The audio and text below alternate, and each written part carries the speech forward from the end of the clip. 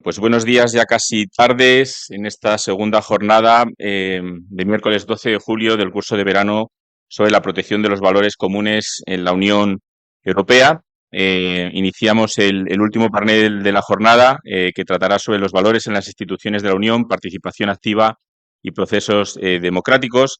Tenemos dos ponentes de lujo para ellos, entre ellos el propio director del curso, Marcos Criado de Diego, que hablará en segundo lugar, y en primer lugar me gustaría presentar a la doctora Susana del Río. Ella es profesora de Integración Europea del Centro de Estudios Políticos y Constitucionales, es directora del Programa Integral UE de Deusto, doctora en Ciencias Políticas y premio extraordinario también en Ciencias Sociales y Jurídicas. Es además directora del ciclo de la Presidencia Española del Consejo de la Unión Europea y además directora del programa integral, esto lo he comentado ya, UE Deusto Business School y académica de la Academia Europea de Ciencias de las Artes en Salzburgo. Entre otras muchas cosas, no las voy a citar todas, tenéis su currículum en el QR o bien en nuestra página web. Para nosotros es un placer, un lujo y además el darle la bienvenida después de tanto tiempo, porque creo que desde antes de la pandemia no había vuelto a Yuste, pero es un habitual de nuestros cursos también de verano y estamos encantados de que puedas acompañarnos de nuevo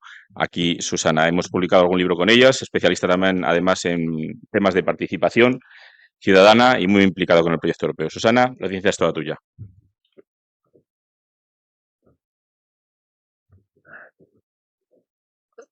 Muchas gracias, Miguel. Bueno, lo primero que quiero decir es gracias a Juan Carlos Moreno, director de la Academia Europea Iberoamericana de Yuste. Muchísimas gracias a Miguel Ángel Martín Ramos, por supuesto a los directores del curso, a Lorena y a Marcos. Y decir que qué suerte tenemos de estar aquí. La verdad es que siempre que vengo, y siempre lo digo aquí a Yuste, es una maravilla, todo me asombra, uno tiene inspiración, los muros, las piedras, la historia, el estanque, Carlos V y sobre todo el equipo de la fundación. Gracias a ti también, Sara, por toda la organización del curso. Bueno, yo voy a hablar de Unión Europea enlazada a valores, por supuesto, enlazada a todo lo que es el engranaje institucional de la Unión Europea. Voy a hablar también de Unión Europea enlazada a proceso democrático y ensamblada a la participación. Como muy bien ha dicho Miguel, realmente todo lo que tiene que ver con proceso democrático, evidentemente, está enlazado a participación. Pero para mí la participación no puede ser algo porque sí, no todo vale en participación, como no todo vale en comunicación. Y lo saben alumnos míos que he tenido en el Centro de Estudios Políticos y Constitucionales, en el máster. Veo aquí a Yolanda López con su trabajo sobre la Carta de Derechos Fundamentales de la UE. He estado también antes con Pedro García con su trabajo sobre Unión Fiscal Europea. Y, como siempre digo, la democracia representativa tiene que estar enlazada, tiene que estar siempre conectada a la democracia participativa, pero en ese orden. Democracia representativa, democracia participativa, en ese orden para alzar realmente la vida democrática de la Unión Europea y para que lleve el timón la representación.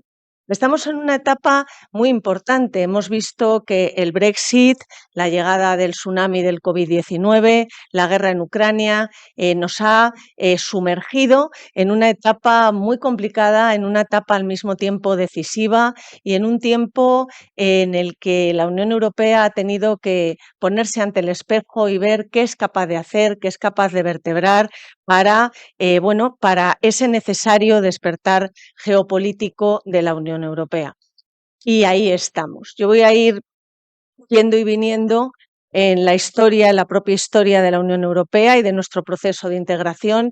Como bien ha apuntado Miguel, uno de mis libros, Europa, Proyecto y Proceso, Ciudadanos, Democracia y Participación, está editado por la Fundación, junto con la editorial Peter Lang, y siempre que me preguntan por qué digo que es una virtud de la Unión Europea ser proyecto, siempre digo que es porque lo que es proyecto siempre puede reverdecer, siempre puede renovarse, siempre puede plantearse, siempre puede volver a imaginarse y realmente la Unión Europea está haciendo eso.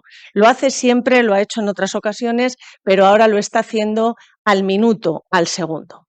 Pasamos el Brexit, llegó el COVID-19 y la Unión Europea, como digo, se puso ante el espejo y dijo, ¿cómo voy a ser capaz, uniendo mis valores, mis anclajes, que son los valores europeos y mi Carta de Derechos Fundamentales de la UE, con los enunciados de libertad, igualdad, dignidad y solidaridad en el marco de la ciudadanía y la justicia, cómo voy a ser capaz de dar respuesta a un virus que se está llevando vidas y que pone en jaque mate a todo lo que es la Unión Europea, lo que es el continente europeo y lo que es el mundo. Y la Unión Europea, no teniendo la competencia de sanidad, fue capaz de coordinar una campaña de vacunación, un hito porque no tiene la competencia de sanidad. Esto al mismo tiempo ha hecho a los Estados miembros en los consejos, en las cumbres europeas, en los consejos europeos, decir, realmente, ¿qué tenemos que hacer? Porque quizá tenemos que ceder soberanía, más soberanía a la Unión Europea, no para quedarnos sin ella, sino para esa gran palabra mágica, diría yo, esa gran palabra que también se convierte en algo tangible y en hechos, como es la soberanía compartida, como es el saber ir todos juntos adelante, unidos. Eso es la Unión Europea junto a sus valores. En ese momento, las instituciones europeas, y enlazado también al título de nuestro panel, las instituciones europeas empiezan también a ver qué es lo que pueden hacer cada una de ellas para llevar a cabo en el propio método de toma de decisión de la Unión Europea esa estrategia coordinada de vacunación. Y hay algo que creo que es muy importante destacar, siempre lo digo, siempre lo escribo, y es que la Unión Europea elevó muchísimo su poder institucional, pero elevó su poder interinstitucional. Es muy importante dar luz al poder interinstitucional de la Unión Europea para que las instituciones, cada una de ellas con su mandato, puedan realmente llevar a cabo y llegar a decisiones concretas.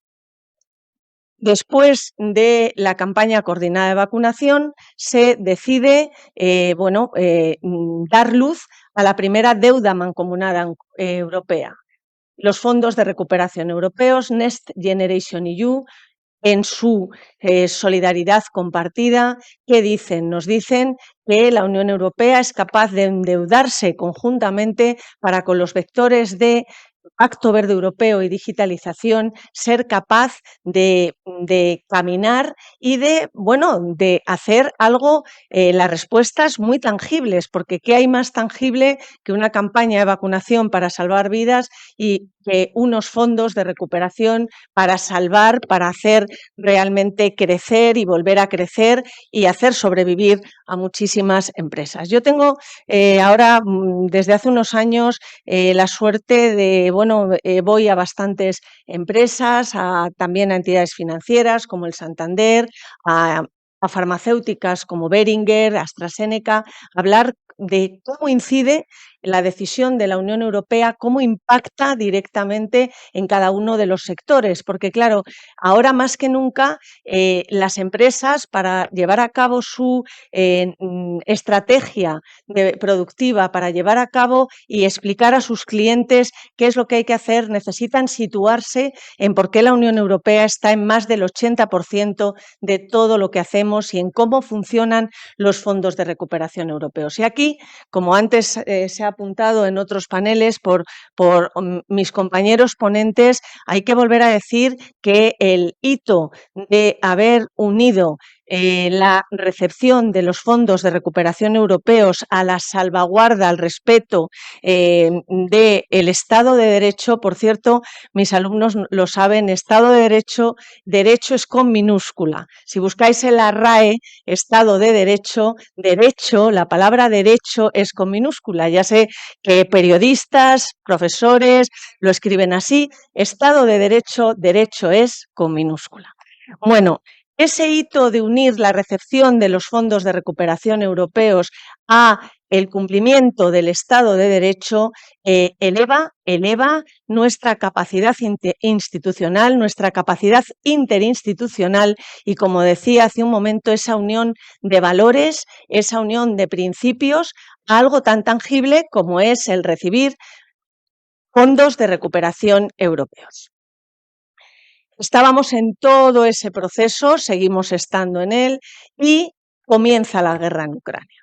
La guerra en Ucrania, el tablero geopolítico y las piezas en ese tablero geopolítico nos están enseñando que la Unión Europea tiene asignaturas pendientes, asignaturas como el Pacto de Migración Europeo, asignaturas como, por ejemplo, que la unión de Unión Europea, América Latina, realmente sea una unión actualizada en todo lo que tiene que ver con los acuerdos comerciales Mercosur, con los acuerdos bilaterales UE-Chile, con el acuerdo bilateral UE-México y realmente es una gran oportunidad para la Unión Europea en relación, se ha dicho antes, por ejemplo, a materias primas, en relación a todo lo que tiene que ver con el nuevo eje de transición ecológica y transición digital. Y yo creo que ahí tenemos que apostar fuerte por esta relación América Latina-UE, porque realmente nosotros aquí en España tenemos un gran catalizador común, que es nuestro idioma común, que es el español. Esto hay que elevarlo, como digo mucho, hay que darle luz. Y en la cumbre UE-CELAC, que tendrá lugar la próxima semana, los días 17 y 18 de julio, yo espero que en ese mensaje de no celebrar la cumbre en una ciudad europea, en una ciudad española, sino de celebrarla en Bruselas, es un mensaje que lo que transmite es que España tiene hermanamiento, raíces comunes muy sólidas y un idioma común, vuelvo a decir, con América Latina, pero España le dice a la Unión Europea, a todos los Estados miembros, que todos deben ser partícipes en esa unión UE-CELAC, en esa cumbre UE-CELAC, en esa actualización, vuelvo a decir y lo subrayo, relaciones América Latina-Unión Europea. Llegamos a ese despertar geopolítico de la Unión Europea, un despertar geopolítico que leeréis en muchas ocasiones, que lleva enraizado el concepto y el despliegue de la autonomía estratégica europea. Una autonomía estratégica europea que viene desde el foco del concepto de seguridad y defensa, pero que realmente aterriza constantemente en otros sectores, y así va a ser. En sectores, lo he dicho hace un momento, como salud, la Unión Europea de la Salud, One Health, todo lo que tiene que ver con la estrategia farmacéutica europea, todo lo que tiene que ver con conseguir realmente que estemos, ya que estamos entrenados después del COVID-19, que no se pierda ese entrenamiento firme sobre el terreno de conseguir una coordinación permanente en relación, por ejemplo, a todo lo que tiene que ver con tarifas, a todo lo que tiene que ver en el mercado farmacéutico y en la Unión Europea de la Salud, en hacer visible esta UE de todos. La autonomía estratégica europea, como digo, también engarza con otros sectores muy importantes, y la autonomía estratégica europea ya fue uno de los temas que se lanzó durante la conferencia sobre el futuro de Europa. Sabéis que se ha celebrado una conferencia sobre el futuro de Europa, un gran debate que en vez de tener lugar durante 2 años tuvo lugar durante 1 año. ¿Por qué? Pues por el COVID-19.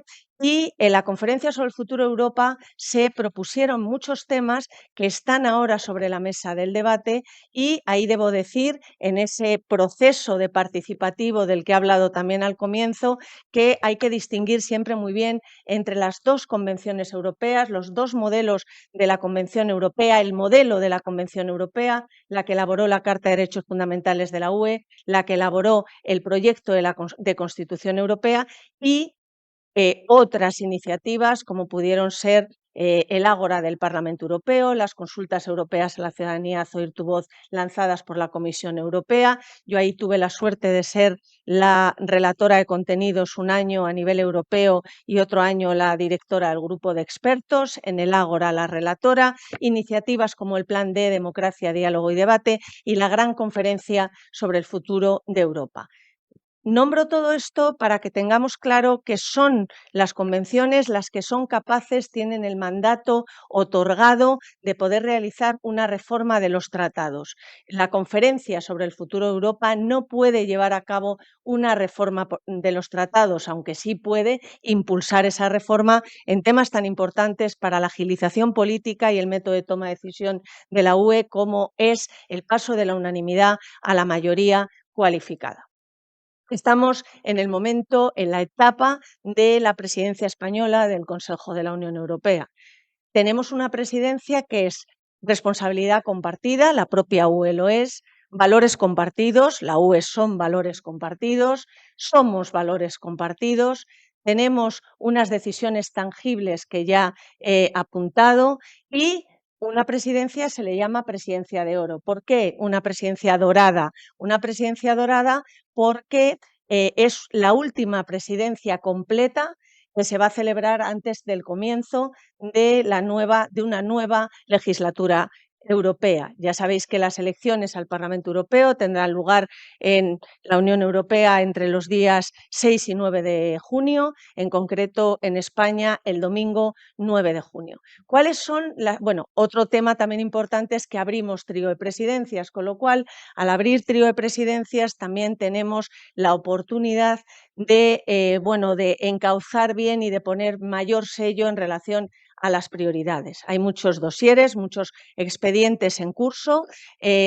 Los más importantes, sin ninguna duda, son los que tienen que ver con el Pacto de Migración Europeo. El día 8 de junio parecía que se había llevado a cabo un avance, pero realmente el bloqueo en el Consejo Europeo de la semana pasada de Polonia y Hungría, sobre todo en este caso de Hungría, pues desgraciadamente en un tema humanitario, en un tema realmente de humanidad, muy trágico, pues parece que de alguna forma no se le da la luz hacia esas personas, hacia todas las personas que sufren. Y aquí quiero decir algo que comento a veces, y es que yo creo que la guerra en Ucrania, dentro de todo el sufrimiento que está trayendo de personas refugiadas que se van con sus familias huyendo de Ucrania, está haciendo ver como en una catarsis a la Unión Europea, está zarandeando también a la Unión Europea en relación a que Estados miembros a los que les parecía que los estados del sur, los estados mediterráneos, somos los que recibimos más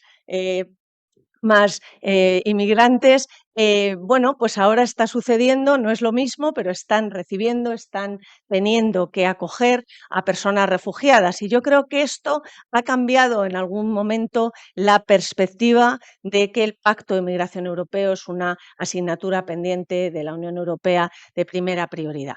Luego he hablado antes de las relaciones UE-América Latina, tienen que ir más allá del fortalecimiento, tienen que ir, y lo vuelvo a subrayar, a una actualización de los acuerdos Mercosur y los acuerdos bilaterales y luego la doble transición ecológica y digital. Para mí el gran reto de nuestro tiempo es esa doble transición ecológica y digital. ¿Por qué? Porque realmente no se puede dejar a nadie atrás. Desgraciadamente el paso, la velocidad a la que estamos llevando a cabo el Pacto Verde Europeo, la transición ecológica y digital, el Plan REPowerEU, la adenda que suma a los fondos de recuperación europeos, está haciendo ver que hay personas que se van a quedar atrás en este Pacto Verde Europeo, en esta transición y transformación ecológica, y hay que estar muy atentos a a esta doble transición.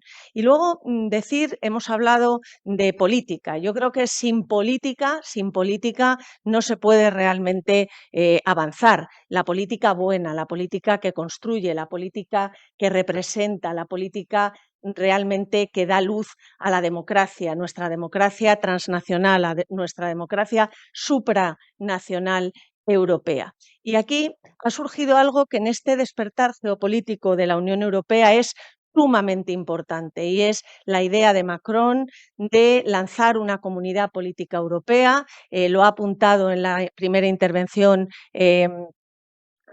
Ramón Jáuregui, y realmente la comunidad política europea, la unión de 27 Estados miembros de la UE, junto a 17 países que se quieren unir para proteger, para realmente llevar a cabo esa defensa común, también en consonancia con los aliados, con la OTAN. Esos 44 países dan poder continental a la Unión Europea. ¿Y cuál es el poder continental de la Unión Europea? Es Europa. Y yo creo que en este emerger de nuevas potencias, o de potencias que estaban ahí adormecidas o en su sitio, pero que ahora están disputando, por ejemplo, la relación con América Latina, como son China, como es Estados Unidos, como empieza a ser India con fuerza, yo creo que es muy, muy importante que veamos que la Comunidad Política Europea es un órgano, es permítanme decirlo así, es un invento que realmente acompaña a lo que es la geopolítica de nuestro tiempo. Como saben, va a haber, como sabéis, una reunión el día 5 de octubre en la Alhambra, en Granada, en el marco de nuestra presidencia española del Consejo de la Unión Europea, de la Comunidad Política Europea, de los 44 países, nuestros 27 Estados miembros más 17 países, y y al día siguiente una cumbre informal, un Consejo Europeo informal. A lo largo de la presidencia española del Consejo de la UE, una presidencia de todos los españoles, una responsabilidad compartida, una oportunidad. Realmente van a tener lugar en 25 ciudades españolas diferentes reuniones ministeriales de todos los sectores. Esperemos que avancen temas que he expuesto antes en relación a expedientes, en relación a dosieres en curso. Y ya para terminar, decir que sin la Unión Europea el mundo no funcionaría igual. De hecho, la Unión Europea aporta equilibrio. Estuve, querido Miguel, en noviembre, en la beca doctoral, en noviembre del 2021, o sea, justo después de la pandemia, tuve la gran suerte, el gran honor de estar en las becas doctorales Antonio Tajani, y recuerdo perfectamente cómo apuntábamos tanto alumnos como los propios miembros del tribunal, que realmente si algo nos ha enseñado la pandemia es que la Unión Europea, es que solos no vamos a ningún sitio. Y también la Unión Europea, cuando se le critica que tiene un marco regulatorio, un poder normativo demasiado fuerte, demasiado, vamos a decir, demasiado burocrático, yo siempre digo a políticos, a eurodiputados, a muchas personas, que tenemos un marco regulatorio europeo, un poder normativo europeo que es necesario. Durante la pandemia hemos visto también cómo hemos sido capaces de tejer muy bien todos los certificados de vacunación para viajar, etcétera, por supuesto coordinado con todo lo que conlleva la digitalización y la protección de datos. ¿Y por qué? Porque somos muy fuertes en protección de datos. Nuestro marco regulatorio es necesario para el mundo, para el equilibrio, y es necesario nuestro sello regulatorio. Sí, es verdad que lo que también es necesario es flexibilizar el marco regulatorio, flexibilizarlo para que en esos ejes de, por ejemplo, la presidencia española del Consejo de la UE, reindustrialización, autonomía estratégica abierta, pilar social y bienestar social, transición ecológica y digital y unidad europea, para que realmente las empresas sean capaces de, con un marco regulatorio que no pierda ni un ápice de lo que dota de seguridad, puedan realmente agilizar sus procesos en su tejido productivo y en su estrategia empresarial. Nada más, solo decir que muchísimas gracias, que tenéis en vuestras manos el futuro de la Unión Europea, que estoy feliz de volver a Yuste, de estar aquí. Todo es luz, todo es historia, todo es muy buen equipo de la Fundación y que tenemos que seguir haciendo la Unión Europea juntos. Muchísimas gracias.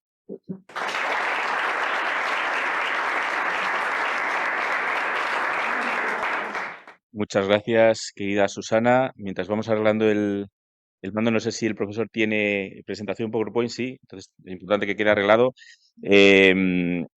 Te agradezco enormemente tu presentación, tus palabras hacia el equipo de la Fundación y sobre todo también en lo referente al tema que has tocado, ¿no? Poniendo el énfasis en esa dicotomía, ¿no? que hay entre la democracia participativa y representativa, sobre la que tanto has trabajado, esos diferentes mecanismos de participación. Has puesto sobre todo el acento en la falta de competencias de la Unión Europea, ¿no? Y cómo, a pesar de ello, pues la Unión Europea, en casos de crisis como han sido la pandemia, ha sido capaz de organizarse para dar respuesta a esas crisis frente a ese, digamos, gran problema que se presenta siempre cada vez que hablamos de competencias a la hora de transferir soberanía y la necesidad quizás de reformar los tratados, a pesar de que conocemos la complejidad de ello y ese mecanismo de la Convención Europea que quizás en un futuro próximo podrá ponerse en marcha a tal efecto. Yo aquí me surgiría una pregunta que quizás queda luego para el debate. ¿Cuáles serían,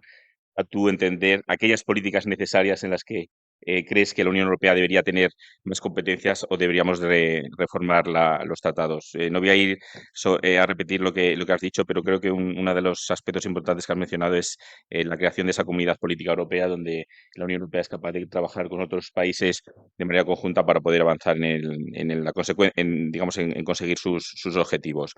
Aquí lo dejamos. Invito a los que están online para que puedan ir lanzando sus preguntas de cara al debate que tenemos posteriormente. Y bueno, pues ahora me gustaría dar la palabra al profesor Marcos Criado de Diego. Mientras va volviendo al aula, esperemos que el tema del mando se haya podido solucionar. Lo presento, como ya sabéis, él es codirector de este curso, él es profesor titular de Derecho Constitucional en la Universidad de Extremadura, jurista experto internacional en la Jurisdicción Especial para la Paz en Colombia, ha sido además profesor de diferentes universidades españolas, así como latinoamericanas, entre las cuales podemos citar la Universidad Externado de Colombia, y la cito de manera especial porque hemos trabajado también con ellos, gracias también a la colaboración con la Universidad de Extremadura. Y luego también pues destacar que entre sus principales líneas de investigación están la representación política, la participación democrática, la memoria histórica y democracia democrática española, el proceso de paz en Colombia y el acceso a la justicia en el posconflicto colombiano, así como también la igualdad de género y en el ámbito rural y los valores y derechos de la Unión Europea. Es gracias a él, a su equipo que le rodea, a Lorena, que podemos estar hoy en este curso debatiendo sobre valores europeos gracias a ese proyecto EUCOMID que consiguieron desarrollar en el módulo Ya Moneda. Así que sin más dilación, Marcos, es un placer tenerte con nosotros. Para mí es un placer y un honor presentarte. La licencia ha estado tuya y a ver si levantamos mucho debate. Muchas gracias.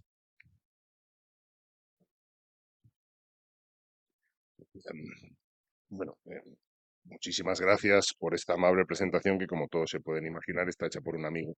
Entonces, probablemente, si todo esto es cierto, no podrán comprobarlo ustedes al final de la presentación. Hoy ha muerto Milan Kundera. Y entonces, creo que podríamos empezar la presentación que yo les quiero hacer aquí con una frase que está en quizás su novela más famosa, que es La insoportable levedad del ser, en donde dice que los imperios, como los amores, cuando muere la idea sobre la que se construyen, perecen ellos también. Y hemos estado viendo un poco a lo largo de los 2 días que llevamos cómo estos dos elementos están interrelacionados en los temas que estamos tratando. Por un lado, hemos visto que el amor hacia Europa y la Unión Europea se ha visto seriamente comprometido durante el conjunto de crisis que la Unión Europea ha enfrentado desde la gran recesión del año 2008 y los errores en la gestión de estas crisis que en muchas ocasiones ha cometido la Unión Europea y que yo creo que está en proceso de corregir, cosa que se debe celebrar. Y por otro lado también está en crisis la idea sobre la que se construyó la Unión Europea, entendida no como imperio, pero sí como integración de estados. Y esta idea no es la de la democracia, es la del Estado de Derecho. La Unión Europea es claramente una organización que pretende ser un Estado de Derecho, con sus particularidades y con sus limitaciones, pero es en mucha menor medida una organización democráticamente equiparable, por ejemplo, con los estados. Es la organización internacional más democrática con muchísima diferencia. Si se le compara con sus pares, es una organización profundamente democrática, pero todavía está lejos de cumplir los estándares democráticos que se exigen a los estados. Y desde este punto de vista, lo que yo me quiero plantear aquí es si el valor democracia contenido en el artículo 2 puede ser utilizado como un parámetro para evitar la deriva autoritaria que hemos visto en la que están inmersos algunos estados. Desde este punto de vista, el problema que les quiero presentar es este. Por un lado, tenemos la necesidad de que la Unión Europea coadyuve a frenar la involución autoritaria de algunos Estados miembros. Son muchos los nombres que se dedican a estos estados. A mí me parece que el más adecuado es el de regímenes electorales autoritarios. Pero, por otro lado, desde este punto de vista, parecería que el parámetro de control a tener en cuenta sería el valor democracia o el principio democrático. Y, sin embargo, encontramos dificultades de carácter dogmático, de carácter sistemático y de carácter institucional para utilizar este valor como el parámetro de control jurídico a utilizar a la hora de controlar desde la Unión Europea las medidas internas que toman los estados que están inmersos en esta deriva autoritaria. Y en cambio, les adelanto la conclusión, lo que ha hecho la Unión Europea es introducir el valor democracia dentro del valor marco que es el Estado de Derecho. Lo que está haciendo la Unión Europea es utilizar el Estado de Derecho como una suerte de conjunto de valor general en donde están incluidos todos los elementos que están mencionados dentro del artículo 2. Sin embargo, el mes pasado la Unión Europea, la Comisión Europea, inició un proceso prejudicial contra Polonia, demandando lo que se llama la ley Tusk o la ley anti-Tusk, que es una ley a través de la cual el Parlamento polaco, sancionada por el presidente, ha establecido una comisión integrada por 9 miembros elegidos por el Parlamento y un presidente nombrado por el presidente del gobierno, que tiene la capacidad de investigar la influencia rusa en Polonia durante los años 2000 a 2022, creo, que coincide con la presidencia de Donald Tusk, que es actualmente el líder del partido que tiene más posibilidades de sustituir al PiS en las próximas elecciones.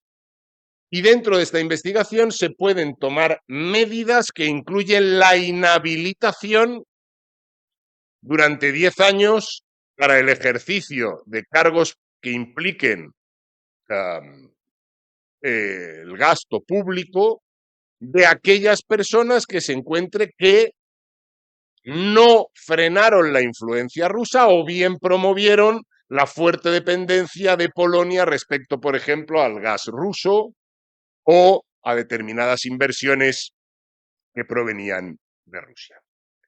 la Comisión sospecha en el escrito que ha presentado, vamos, en lo que conocemos de ese escrito, que es lo que se ha dicho en la nota de prensa, que esa ley se ha hecho para inhabilitar al candidato y, por tanto, impedir que pueda ser una amenaza electoral para el partido actualmente gobernante.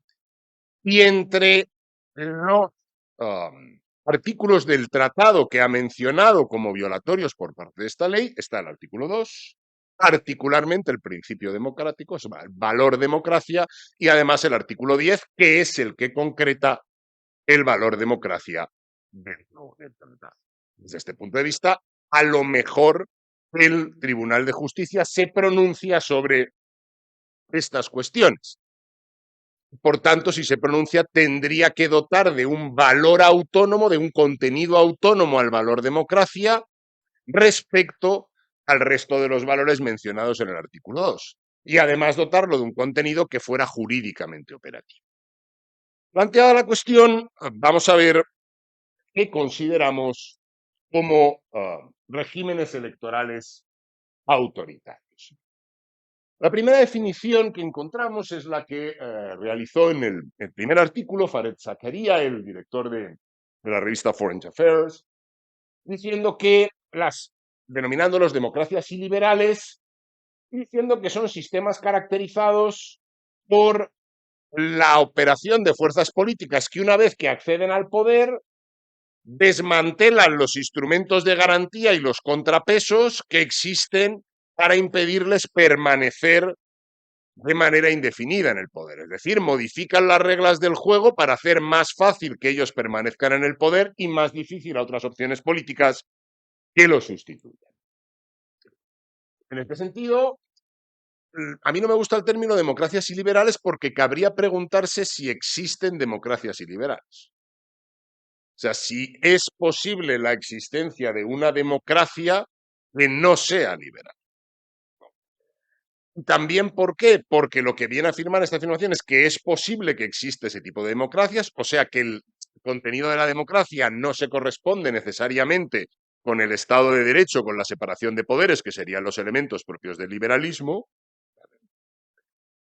pero que lo importante es no la democracia, sino la separación de poderes y el Estado de Derecho, que serían los elementos a preservar como los fundamentales y no tanto el elemento democrático. Considero que esta separación no está justificada desde un punto de vista conceptual ni desde un punto de vista histórico. Y por eso prefiero llamarles regímenes electorales autoritarios, entendiendo por tales aquellos que practican un cierto grado de autoritarismo tras una fachada institucional de democracia representativa. Es decir, por un lado celebran elecciones partidistas regulares, que son formalmente incluyentes, hay otros partidos, los partidos de oposición pueden llegar a conseguir representación, la disidencia no se reprime masivamente, sino que se reprime a través de medidas selectivas o intermitentes, y por tanto, aunque se celebran estas elecciones, se dificulta enormemente el cambio político, ¿no? Y además realizan, después de celebrar este tipo de elecciones, lo que yo llamo ahí prácticas de manipulación autoritarias que violan los principios liberal democráticos de libertad, integridad, imparcialidad del sistema. Y yo ahí califico un poco los tipos de mecanismos que se registran en los distintos regímenes autoritarios que podemos encontrar. Por un lado tenemos lo que yo denomino los mecanismos de contención de agentes, que lo que hacen es manipular el órgano legislativo en el sentido de o bien convertirlo en un órgano sometido al Poder Ejecutivo, o si no se consigue someter al Poder Ejecutivo, desactivarlo, hacerlo un órgano poco influyente o con poca capacidad de control. Los instrumentos de manipulación judicial, que consisten esencialmente bien en tener un control sobre el Poder Judicial a través del nombramiento de los jueces o del dominio de los sistemas de promoción, o bien, en el caso de que no se consiga, en eliminar la capacidad de influencia que puede tener el Poder Judicial sobre el funcionamiento del Estado. Bien, reduciendo los efectos de sus sentencias a efectos únicamente entre las partes que los presentan, o incluso bien dilatando los procesos o no ejecutando las sentencias contrarias a los intereses de esta.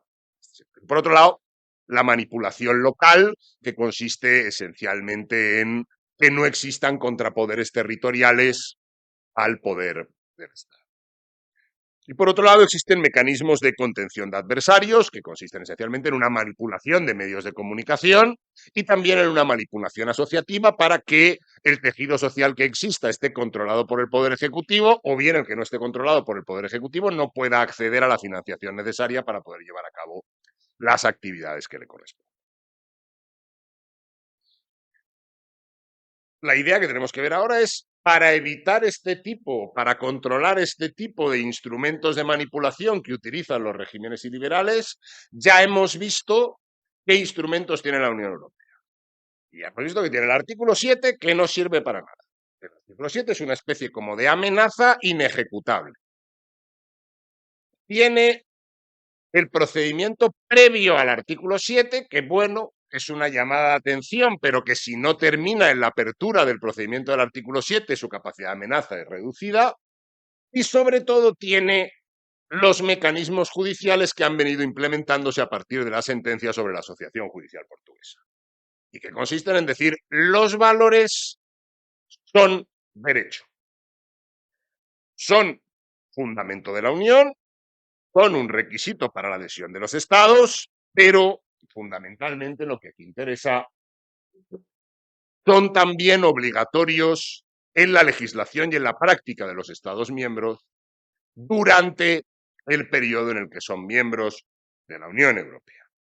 Y, consecuentemente, una vez que han entrado, siguen estando obligados por los valores contenidos en el artículo 2.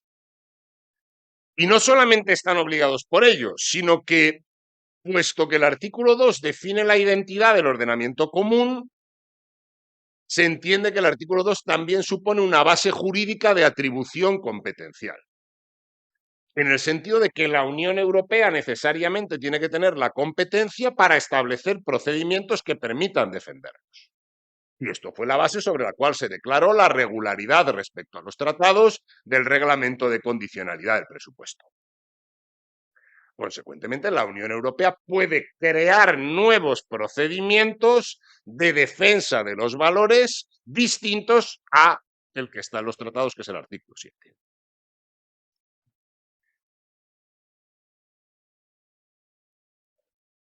¿Qué problemas plantea este tipo de regulación?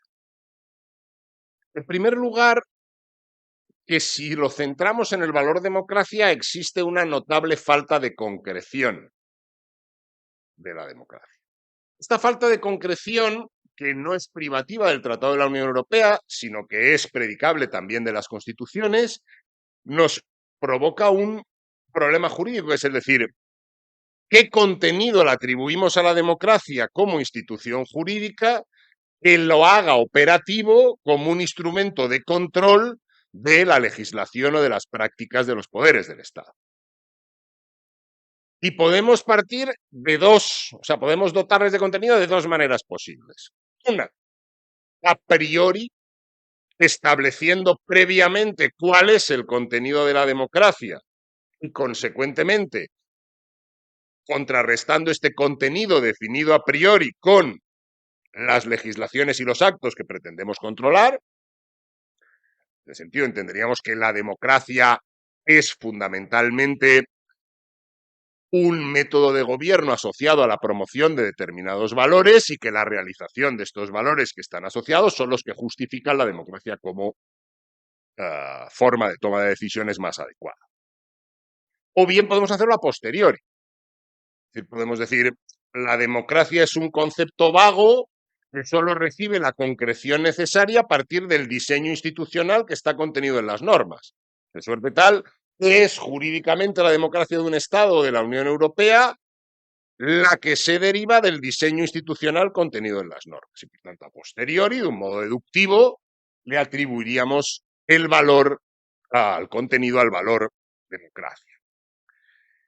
Estos dos métodos no son fácilmente aplicables en el ámbito de la Unión Europea. En primer lugar, porque no está claro que en el tratado exista un único concepto de democracia. Es decir, existe un concepto de democracia igual para los estados y para la Unión Europea. El mismo nivel de exigencia se va a aplicar a la organización institucional de la Unión que a la organización institucional de los estados, porque el hecho cierto es que no es así. Por ejemplo, la Comisión de Venecia define el mínimo democrático exigible a un estado y la Unión Europea no lo cumple. Pero la Comisión de Venecia no ha dicho por eso que la Unión Europea sea una organización no democrática, sino que es una organización internacional y por tanto tiene unos parámetros distintos, no es un estado. Por otro lado, es el mismo parámetro para el Consejo que para la Comisión o para el Tribunal de Justicia de la Unión Europea. Esto es importante, porque a efectos del artículo 49, el cumplimiento de los valores de la Unión es una evaluación política que realiza el Consejo Europeo, a partir de los informes que dicen si se cumplen o no los criterios de Copenhague. Pero la decisión última es política, es decir, la democracia es lo que políticamente entiendan los jefes de Estado y de Gobierno reunidos en el Consejo Europeo, que es en ese momento para la adhesión. Pero como hemos convertido el artículo 2 en una obligación jurídica y en una base jurídica para la atribución competencial, tanto la Comisión como el Tribunal de Justicia de la Unión Europea pueden aplicarlo para comprobar si a lo largo del tiempo esos estados están cumpliendo con el valor democracia. Y en este caso, la Comisión y el Tribunal de Justicia ya no realizan valoraciones políticas, sino tendrán que actuar con una definición concreta, jurídicamente específica, operativa, es decir, susceptible de aplicación, cosa que no tiene que hacer el Consejo a la hora de aprobar una adhesión.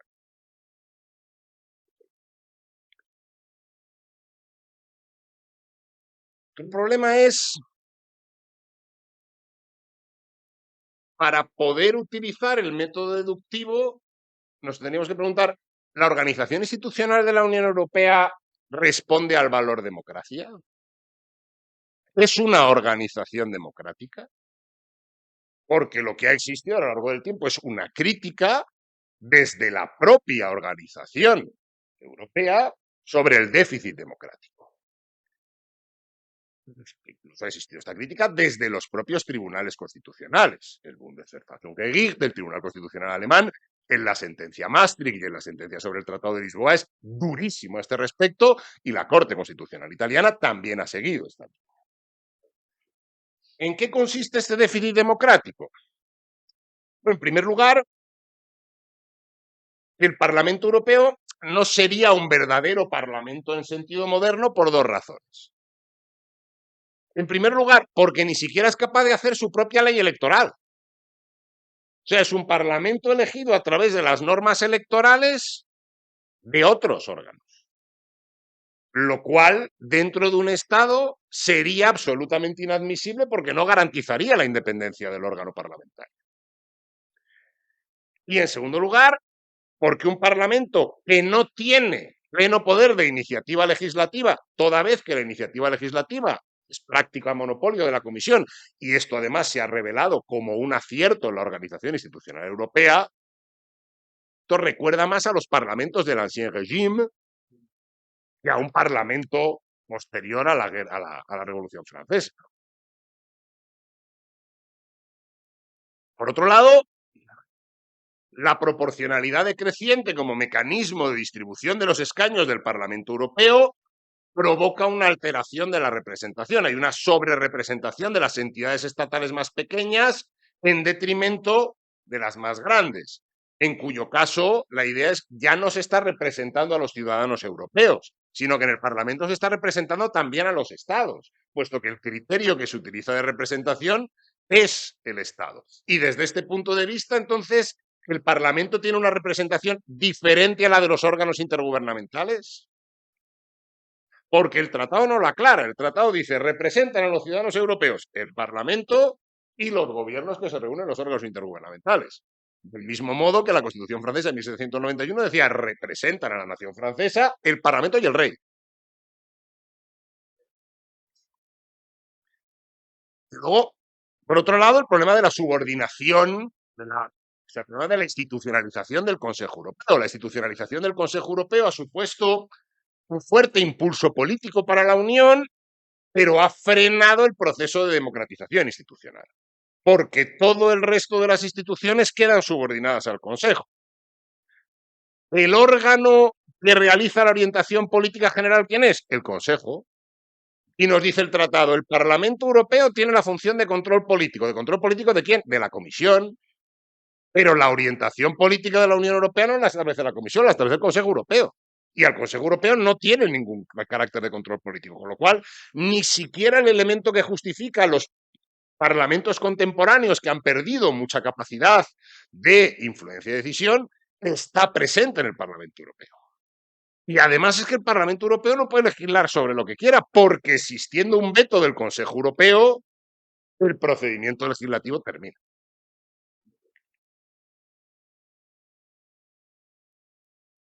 Luego también otras de las críticas, aparte del déficit democrático, son las de que en el fondo la Unión Europea, o la organización de la Unión Europea, no responde tanto a la idea de democracia, sino a la idea de dominio tecnocrático, en el sentido de que el órgano encargado de definir el interés comunitario, que es la Comisión, claro, es un órgano no es un órgano político representativo de la ciudadanía, sino que es esencialmente un órgano de carácter técnico.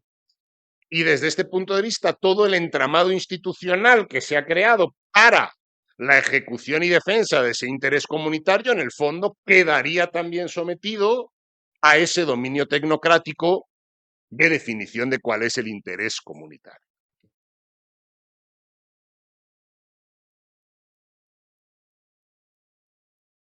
Por tanto, el valor democracia es muy difícil que dentro de la Unión Europea, a través de las dos técnicas que les he establecido, pueda definirse de un modo autónomo y diferenciado al resto de los valores que están dentro del artículo 2.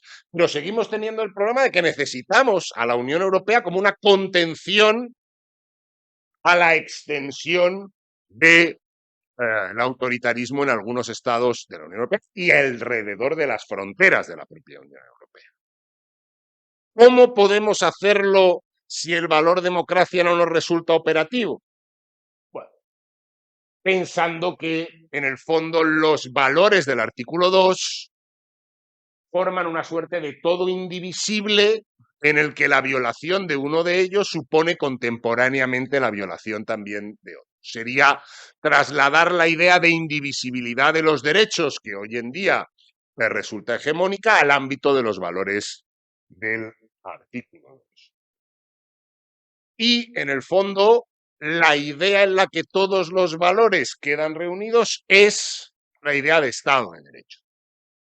Y esto lo podemos ver en varias sentencias de la Unión, del Tribunal de Justicia. Ya acabo, lo prometo.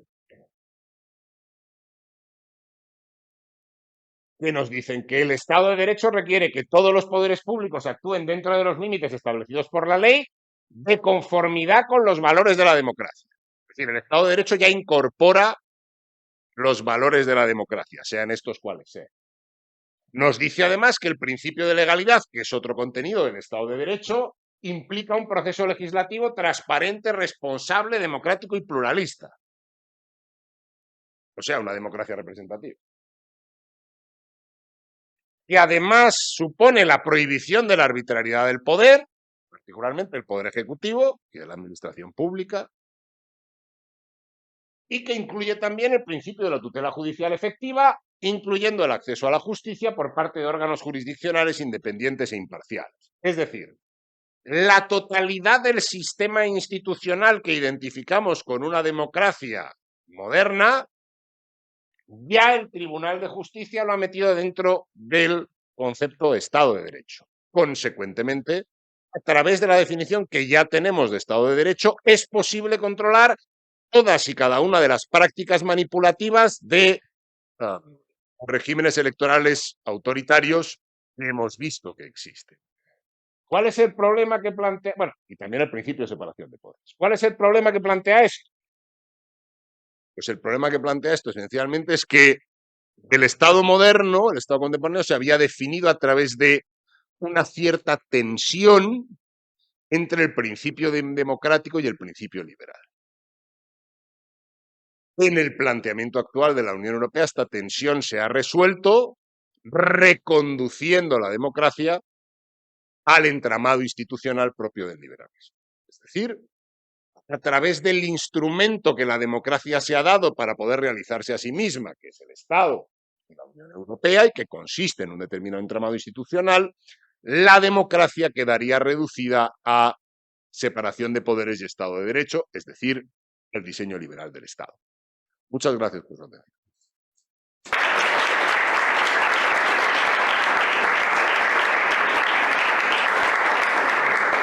Muchísimas. Normalmente tengo que subir los micros, en esta ocasión me toca bajarlos. Muchísimas gracias, profesor Criado, por su intervención, sin duda en parte provocativa. De alguna manera creo que va a dar lugar al debate, o así lo espero, porque has puesto sobre la mesa temas bastante interesantes. Para empezar, cómo de alguna manera, y hablándolo de manera llana, cómo hacer frente a esos palos en las ruedas, de alguna manera, que ponen algunos estados al sistema democrático, por decirlo de alguna manera, al Estado de Derecho europeo, a los valores europeos, pero al mismo tiempo cuestionando el propio funcionamiento de las instituciones europeas. Y no, a lo mejor yo no lo he entendido tanto, no lo quiero entender tanto como cuestionándolo, sino poniendo el énfasis también sobre la diferente concepción que hay de determinados conceptos, como pueda ser el propio concepto de democracia, ¿no? Y sobre todo aplicado a un experimento que, en cierto modo, yo puedo considerar muy exitoso, como pueda ser el proceso de integración europea, en la propia Unión Europea, contraponiéndolo a lo que son realmente los estados, que es donde realmente, de alguna manera, se ha utilizado tradicionalmente el concepto de democracia, ¿no? Y también cómo vincular ese concepto de democracia a ese artículo 2, que de alguna manera, como mencionabas al final de tu intervención, todos esos valores de alguna manera están interrelacionados y son indivisibles. Y si queremos de alguna manera defender esos valores, tenemos que tomarlos como uno solo. Sin duda has planteado temas bastante interesantes sobre la mesa.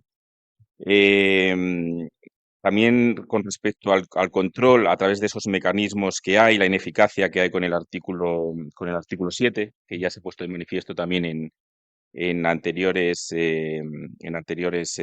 intervenciones, y ese reglamento de condicionalidad ligado a los presupuestos, ¿no? Y cómo la jurisprudencia, de alguna manera, pues hace que esos valores sean derechos que se aplican o obligaciones para dar competencia de alguna manera también a la Unión Europea. Llega el momento de las intervenciones. Veo por aquí alguna mano levantada ya. No sé si por parte de los alumnos. El profesor Macario. Sí, gracias. Sí, por favor. Bueno, la pregunta es para Marcos Criado.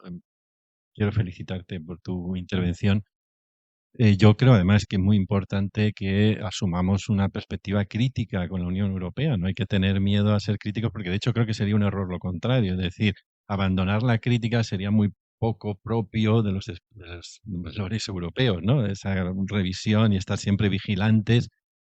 Bueno, yo quería decir que el tema este de los valores que tú has planteado al final, yo diría que, tal como yo los entiendo, guardarían la siguiente relación. Es decir, que democracia, constitución y Estado de Derecho, porque aunque no aparece lo de constitución, pero yo diría que son los tres, son tres conceptos conjugados de la siguiente manera. Desde el punto de vista intencional, ¿no? Connotativamente son diversos, pero denotativamente, extensionalmente se refieren a lo mismo. Es decir, ¿qué quiere decir esto? Que una sociedad que es democrática, o sea, si yo digo de una sociedad que es democrática, al mismo tiempo digo que es una constitución y que es un Estado de Derecho. Es constitucional y que es un Estado de Derecho. Al mismo tiempo digo eso, pero porque se refieren a la misma realidad. Es decir, una sociedad no constitucional no puede ser democrática, una sociedad no democrática no puede ser un Estado de Derecho. Se refieren a la misma realidad.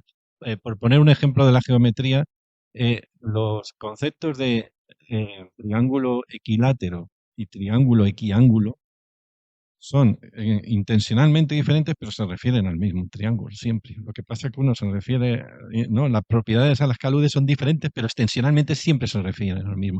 Si yo altero algún elemento del triángulo, va a dejar de ser equilátero y automáticamente va a dejar de ser equiángulo. ¿No?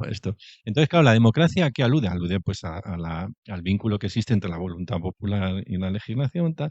La Constitución ¿a qué alude? Pues alude a la idea esta de separación de poderes, de garantía de los derechos. Tal. La idea de Estado de Derecho ¿a qué alude? Al control de las autoridades sometido a normas. Tal.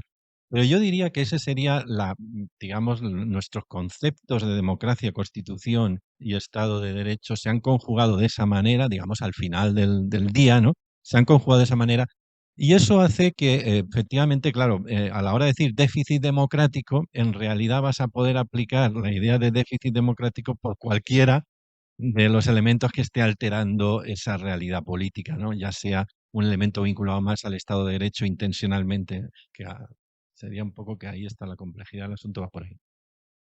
Muchas gracias. No sé si hay preguntas por parte del público o mientras vamos calentando. Creo que ha sido tan intensa tu interpretación que has dejado un poquito a la gente cao. Yo tengo dos preguntas. Una, la que ya te había dejado a ti sobre la mesa, ¿no? Sobre qué competencias tú crees que deberíamos mejorar en la Unión Europea o si en un momento dado se diera esa posibilidad de abrir el melón, ¿no? De la reforma del tratado, hacia dónde deberíamos realmente dirigirnos, porque es muy fácil decir vamos a abrir la reforma del tratado a ver si damos más competencias a la Unión Europea con respecto a las competencias que tienen los propios países claro, tampoco podemos hacerlo de manera general. Creo que tenemos que ir a lo concreto, ¿no? A donde realmente puede producir ese cambio una eficiencia en la aplicación de las políticas. ¿Cuáles serían esas políticas? Eso, por una parte, es la pregunta que a mí me ha suscitado la intervención de la doctora Río.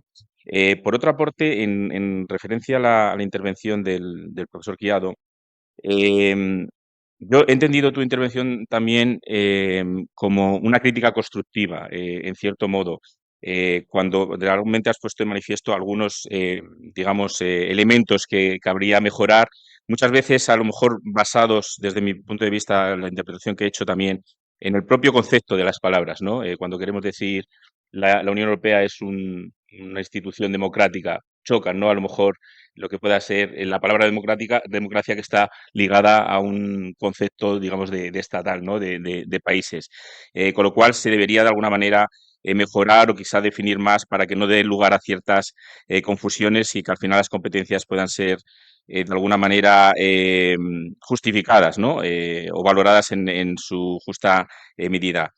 Mi pregunta iría a, después de la exposición que has hecho y esos puntos, digamos, débiles que pueda haber, ¿cómo mejorarías de alguna manera para que esto sea mejor entendible y la Unión Europea, por ejemplo, tuviese ese peso que a lo mejor necesita, si es que lo necesita, o que los ciudadanos entendieran como que la Unión Europea puede ser en parte uno de los mecanismos de solución a los problemas de hoy en día?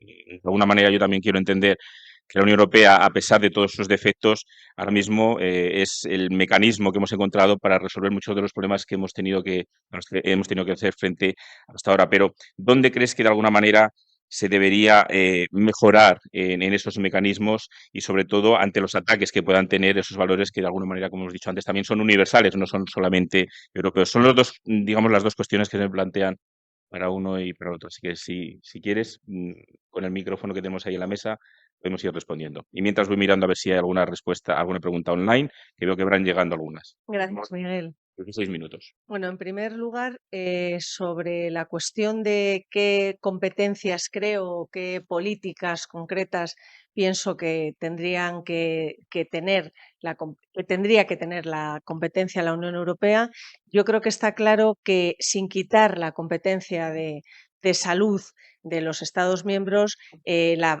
el COVID-19 ha mostrado que si hubiese una complementariedad en, en un, en una en un compartir, ¿no? La competencia de salud y las políticas concretas en las que se haría tangible, pues eso sería un avance y desde luego es necesario. Luego hay un decalaje utilizando el concepto francés entre, por ejemplo, en la transición ecológica y digital, todo lo que tiene que ver con sostenibilidad, la sostenibilidad sí está transferida a la Unión Europea, pero en cambio la energía, el modelo energético es competencia de cada Estado miembro. Entonces, en el momento en el que estamos ahora en esa transición ecológica, realmente yo creo que ahí debería haber una sincronización importante entre la propia sostenibilidad y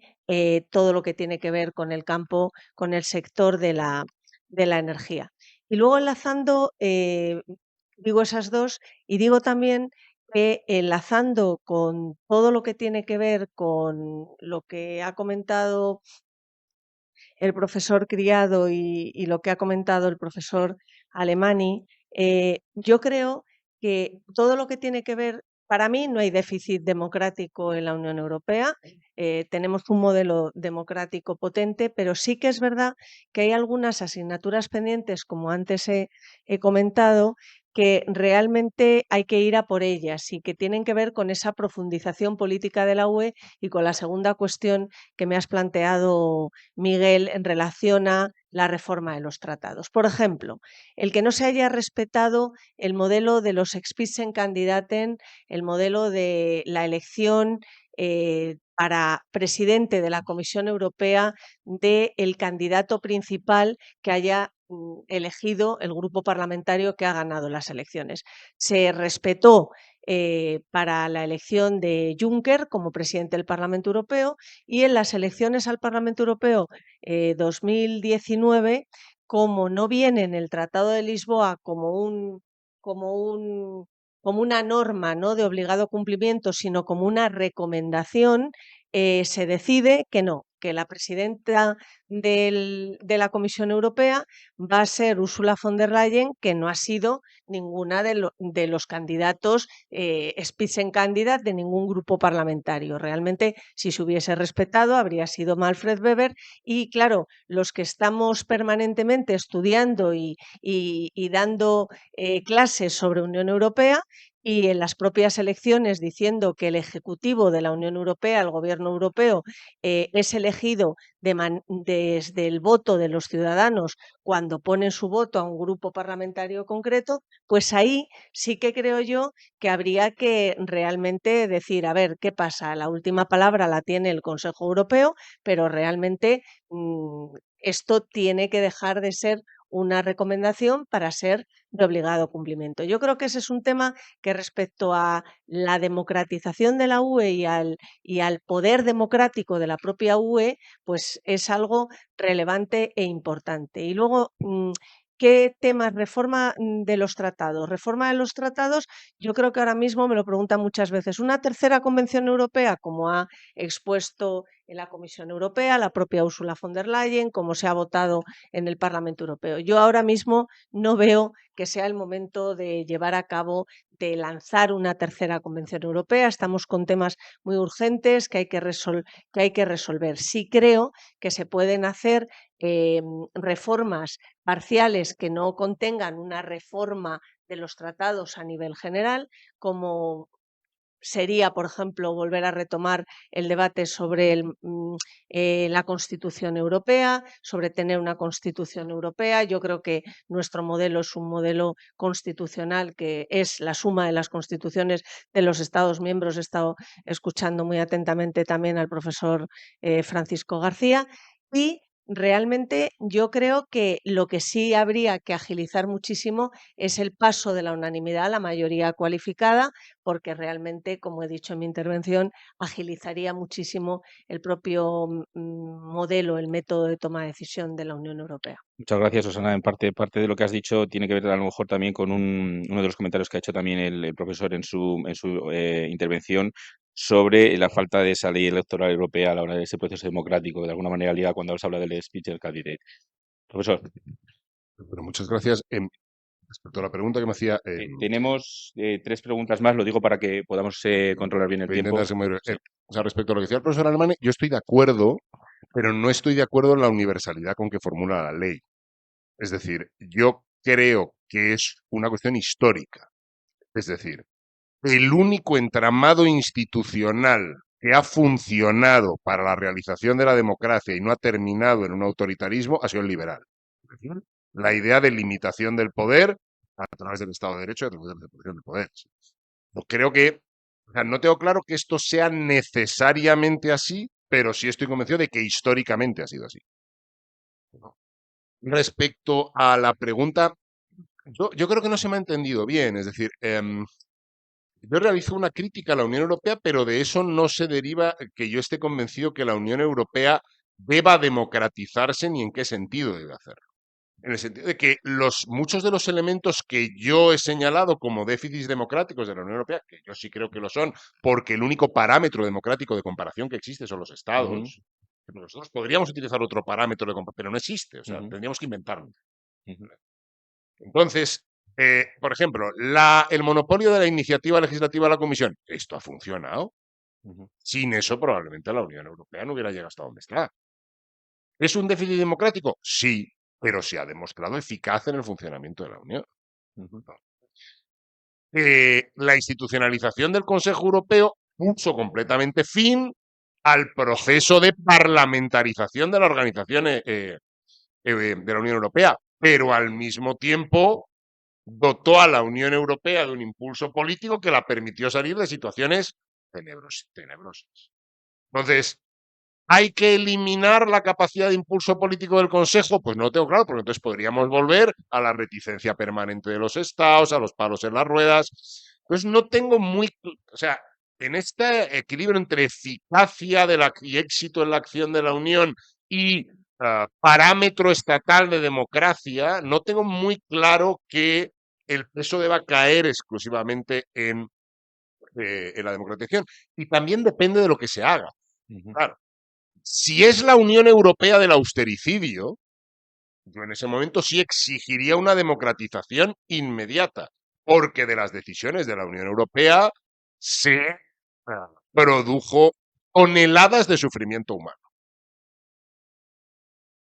Si es la Unión Europea de Next Generation, pues yo no tendría tan claro si mi opción sería la democratización o la eficacia. Entonces también depende.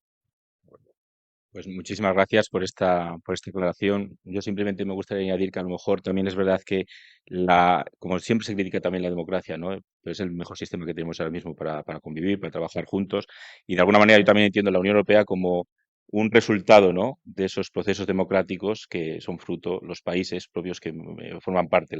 Y a lo mejor lo que han llegado a construir hasta ahora es lo que hemos conseguido, digamos, realizar para resolver los problemas actuales. Es que ese respecto también es una cuestión que es importante y es que no se utilice la Unión Europea como un instrumento a través del cual los ejecutivos escapan a los mecanismos de control interno de sus estados, es un problema del derecho interno de los estados. Y es un problema de la organización institucional y política interna de los estados.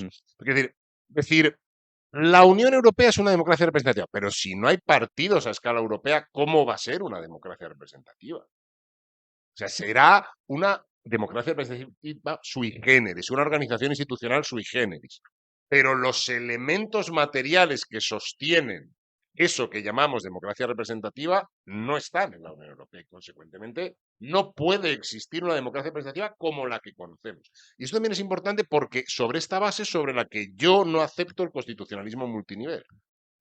Esto no creo que sea un problema de constitucionalismo multinivel porque estamos utilizando conceptos constitucionales distintos en los distintos niveles y por tanto no los podemos integrar. Efectivamente, al final es un problema también conceptual y donde estamos utilizando conceptos diferentes para digamos, situaciones diferentes. La Unión Europea no deja de ser también algo totalmente novedoso, ¿no?, que hemos creado. Vamos a ver las preguntas que nos llegan por parte del chat. Nos dice Moreno Palomero, dice que la Unión Europea se fundamenta en el Estado de Derecho, por ello las actuaciones de la Unión Europea tienen como base los tratados democráticamente aprobados por sus miembros. ¿Cómo confluyen la democracia, Estado de Derecho y tratados en la identificación, prevención y actuación ante regímenes electorales autoritarios? Ha asumido ya el concepto que ha expuesto el profesor. Añade además otra pregunta, dice si se supone el déficit democrático una debilidad internacional para la Unión Europea y eso es todo, en principio. Felicitar digamos, exposición de los ponentes. La primera es cómo confluyen la democracia, Estado de Derecho y tratados en la identificación, prevención y actuación ante los regímenes electorales autoritarios. Bueno, yo primero, antes de intentar responder esta pregunta, decir que, claro, para mí la democracia europea es una democracia supranacional, ¿no? Y respecto a lo que decías, Marcos, de los partidos, yo creo que ese debate, ¿no?, de las listas transnacionales, partidos europeos, hay que separarlo, pues, de nuestros grupos parlamentarios y de cómo funciona realmente, en mi opinión, la gobernanza multinivel europea, los círculos concéntricos de pertenencia, de identidades y de propio funcionamiento institucional y democrático de la UE. Luego también, lo he dicho en mi intervención, a mí me parece que es muy valiosa esa capacidad interinstitucional de la Unión Europea. Yo creo que ahí las instituciones europeas se dan cuenta de cuáles son sus límites, ¿no? Y bueno, y se ponen a trabajar para realmente decir, venga, ¿cómo podemos sacar adelante dentro bueno, de nuestras competencias temas tan importantes como fue la campaña de vacunación o como son los fondos de recuperación europeos? Y luego hay un tema que yo creo que la Unión Europea debería seguir trabajando en ello, y es que durante los consejos europeos y aquí enlazo con la pregunta que ha hecho esta persona, los consejos europeos para dar luz verde a la campaña de vacunación coordinada europea y luego a los fondos de recuperación europeos, vimos que aunque tenían que darse luz verde con la regla de la unanimidad y volvía otra vez a obstaculizar el proceso Hungría, también Polonia, realmente había un plan B tejido para decir esto es supervivencia, esto requiere una urgencia y es una excepción, con lo cual si Polonia y Hungría deciden bloquear eh, ese mecanismo de condicionalidad para recibir los fondos de recuperación europeos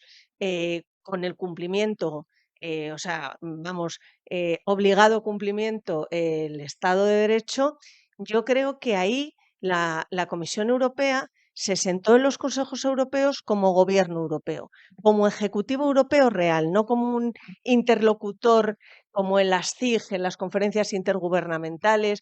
No, se sentó en los consejos europeos como gobierno. Y yo creo que eso no se debería perder y estaría enlazado, por ejemplo, a lo que he comentado antes de dar carácter normativo, dar poder de obligado cumplimiento bueno, al modelo del Spitzenkandidat. Y luego, bueno, pues cómo se une Estado de Derecho, Constitución, lo ha comentado el profesor Alemany, ¿no? En ese triángulo, yo creo que están unidos y ahora más que nunca, precisamente a través de este mecanismo de condicionalidad, que ojalá el instrumento ha venido para quedarse, pero el instrumento de los fondos de recuperación, otra asignatura pendiente, la Unión Fiscal Europea, realmente hacen tangible ese Estado de Derecho unido al presupuesto, al marco financiero plurianual 2021-2027 y a los propios fondos. Profesor Criado, 2 minutos. No sé si va a entrar también sobre este tema y también la pregunta que quedaba pendiente sobre si supone el déficit democrático una debilidad internacional para la Unión Europea.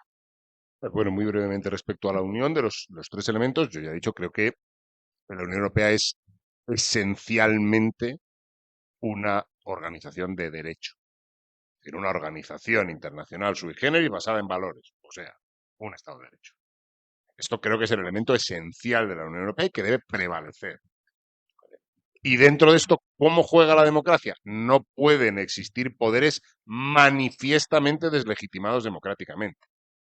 Bien sea por la vía de la elección directa del Parlamento, bien sea por la vía de la intergubernamentalidad, tiene que existir la posibilidad de fundamentar democráticamente cualquier tipo de acción que lleve a cabo la Unión Europea y posteriormente en el respeto al marco normativo. Yo creo que no, el déficit democrático no supone una debilidad internacional de la Unión Europea. Yo creo que cuando más se ha debilitado, y es más, en este sentido, que cuando más ha estado internacionalmente debilitada la Unión Europea es cuando ha sido incapaz de cumplir internamente los valores que proclama como propios. Crisis de los refugiados, crisis del Estado de Derecho. Son los momentos en los que la Unión Europea, porque claro, internacionalmente le dice, oiga, ¿me viene usted a mí a reclamar algo que usted no cumple en su casa? Hombre, no tengo muy claro que el déficit, o sea, no creo que el déficit democrático suponga una debilidad de la Unión Europea. Antes bien, creo que la incapacidad para cumplir su propio derecho, sus propios estándares normativos, es lo que más ha debilitado históricamente a la Unión Europea desde el punto de vista internacional. Pues muchísimas gracias, pues con este toque de atención que creo que también se puede interpretar de esa manera, porque siempre hay margen para la mejora y la Unión Europea no deja de ser un proceso en construcción. Creo que podemos dar por finalizada la jornada que hoy, agradeciendo enormemente a los dos intervinientes sus intervenciones y también el haber animado con sus cuestiones, sus reflexiones al debate que se ha planteado. Así que muchísimas gracias a los dos y nos vemos mañana de nuevo.